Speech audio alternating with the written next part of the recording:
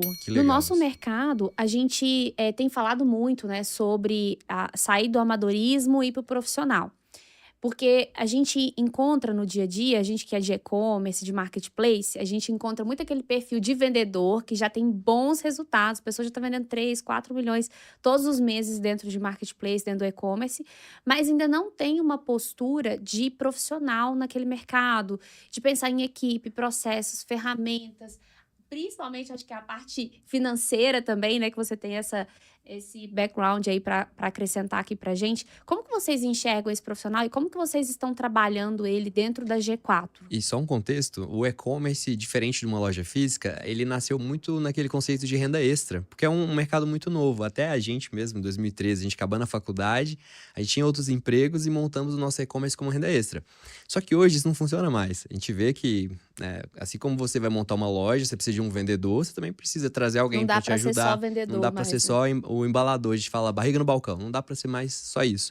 Então, acho que contextualizando, né, o que que essa pessoa precisa, que está ali nesse faturamento, né, 3 milhões, como a gente comentou, para realmente estruturar uma empresa e crescer de forma sustentável, sem morrer no processo. A gente vê muito cliente morrer no processo. Sim, claro. Eu acho que é estruturar ferramentas e processos internos que te permitam, como eu comentei, subir o prédio. A Traction, que é esse outro produto que eu falei, de 1 a 10 milhões, é para pegar esse perfil. Porque o G4, ele nasceu com a GE, que era, de Uhum. novo, os 3 fundadores falando com um perfil de empreendedor, de empresário um pouco maior, já está com uma empresa mais robusta, processos mais sofisticados, times mais um pouco maiores, que consegue dar capilaridade a diversos temas. E aí a gente começou a identificar uma demanda latente desse perfil que fala assim, cara, tudo bem, eu ainda não tenho 10 milhões, mas eu tô aqui struggling para poder sair de um... Porque eles alcançam o que a gente chama de platô. Uhum. Cresce É. ali 1 milhão e fala assim, nossa, eu até tenho demanda. Outro dia uma aluna nossa falou assim, eu até tenho demanda, mas eu parei de divulgar no meu Instagram porque eu não consigo atender a demanda. Eu falei, gente, Meu mas é o Deus! rabo abanando o cachorro. Eu não vendo mais, não é porque não tem cliente. Eu não vendo mais porque eu parei de divulgar. E por que eu parei de divulgar? Porque eu não tenho Porque eu não empresa para preço. entregar.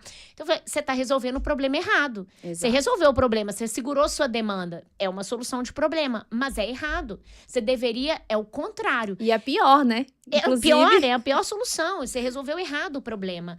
Porque ela tratou a consequência. A consequência é não consigo entregar um volume maior de pedido. O que ela concluiu? Vou diminuir a origem do pedido, a demanda do pedido. Em vez dela... Aí eu falei, tá totalmente errado. Você tem que estruturar a sua operação interna de forma que te permita atender demanda, porque você tá com um problema bom na mão. Pessoas querem comprar o que você tem a oferecer no preço que você tem a oferecer. Então, ou você puxa o preço um Pra pouco mais cima. para cima para poder testar essa demanda, aumentar a lucratividade, poder contratar, expandir a sua operação, ou você estrutura, se o preço está adequado, a estratégia de pricing ali está adequada e é um problema de entrega, você precisa estruturar internamente. Então, a gente criou um produto justamente para isso, porque e aí eu gosto de... Tem 2 pontos interessantes para te responder. O primeiro é isso de ensinar empresários, empreendedores que estavam nesse platô ali, batendo num teto de capacidade, de entrega ou de qualidade, porque falou, aí fez o que essa menina não fez. Não, eu vou continuar aceitando essa demanda e eu meio que vejo como que eu entrego. Aí atrasa, ou entrega, peca em qualidade, se é serviço e tal. Então, é para pegar essas pessoas que estavam nesse platô ou estavam patinando para poder alcançar o próximo nível, porque não tinham os processos corretos, as pessoas corretas. Nesse perfil, nesse momento de empresa, a gente fala que é muito o empresário, o empreendedor, bombeiro. Ele apaga incêndio todo dia.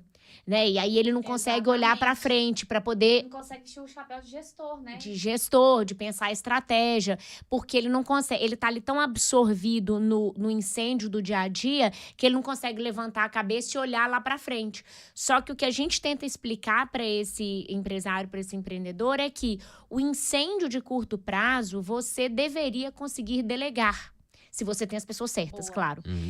A estratégia você não delega. Porque a estratégia é sua, você é dono da empresa, você é fundador, você é presidente, você é o que for. Então, isso é indelegável. Só que como ele não monta o time com as pessoas corretas que lhe permitam delegar e descentralizar, ele sacrifica o que ninguém mais vai fazer. Porque ele não vai contratar um administrativo ali e falar, pensa na estratégia enquanto eu tô pagando incêndio. Só que ele pode fazer o contrário. Se ele traz as pessoas certas. Então, resumindo para você, eu acho que é o primeiro ponto.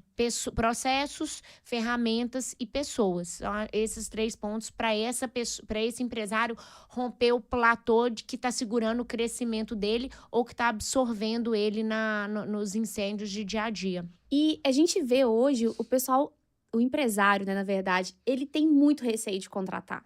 E eu vejo que a grande missão do G4 ali, né, é fazer com que entregue mais emprego, gire a sociedade, né, e as pessoas estejam mais engajadas aí com as empresas. E a gente vê que tem esse... Acho que é Como que cultural equilibra também, né? isso, Pelo né? menos, vou falar o meu contexto. Eu cresci meu pai falando, cuidado, abrir empresa é difícil, é muito imposto, contratar é muito imposto. Então a gente vem, né, com essa mentalidade, embora, se a gente for olhar… Errado ele não tava, né?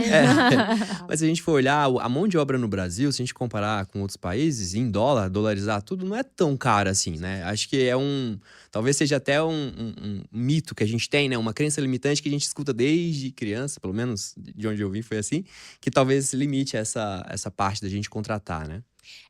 Tem dois pontos aqui. O primeiro é esse de as pessoas têm medo de contratar, e aí tem 2 vieses, que vocês dois trouxeram os 2 vieses, que é o primeiro por custo. Tipo, eu não quero contratar porque vai ficar cara a minha operação. Só que contratar pode te permitir multiplicar por 10 o seu faturamento. Você prefere continuar com um faturamento de 100 e 0 de custo, ou começar a ter um custo de 10 para faturar 2.000, 5.000?